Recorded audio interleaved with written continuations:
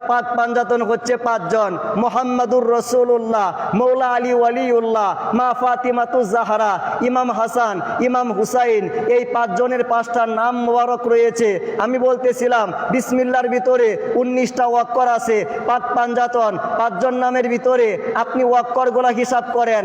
মুহাম্মদ শব্দ লিখতে 4টা ওয়াক্কর লাগে, আলী শব্দ লিখতে 3টা ওয়াক্কর লাগে, 4 এবং 3 7 হয়ে গেল। ফাতেমা শব্দ লিখতে 5টা ওয়াক্কর লাগে, 7 এবং 5 12 হয়ে গেল। হাসান শব্দ লিখতে 3টা ওয়াক্কর লাগে, 12 এবং 3 15 হয়ে গেল। হুসাইন শব্দ লিখতে 4টা ওয়াক্কর লাগে, 15 এবং 4 19 হয়ে গেল। বিসমিল্লাহর ভিতরেও 19টা ওয়াক্কর, পাক পাঞ্জাতনের ভিতরেও 19টা ওয়াক্কর। আই মেরে আল্লাহ, তোমার কাছে জিজ্ঞেস করি, তুমি কোরআনুল কারীম শুরু করছো বিসমিল্লাহর মাধ্যমে। এই বিসমিল্লাহর ভিতরে 19টা ওয়াক্কর রয়েছে। পাকে পাঞ্জাতনের ভিতরেও 19টা ওয়াক্কর রয়েছে। এর হাকিকত কি আমার আল্লাহ বুঝাইতে চায়। জ্ঞানীর জন্য ইশারাই যথেষ্ট।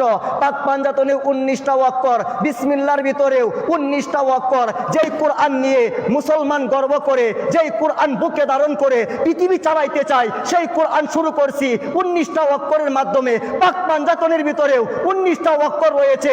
অর্থাৎ আমি আল্লাহ পাক পাঞ্জাতনের মোহব্বত দিয়া, হাকিকত দিয়া কোরআন শরীফ শুরু করছি। জবান খুলে বলেন সুবহানাল্লাহ।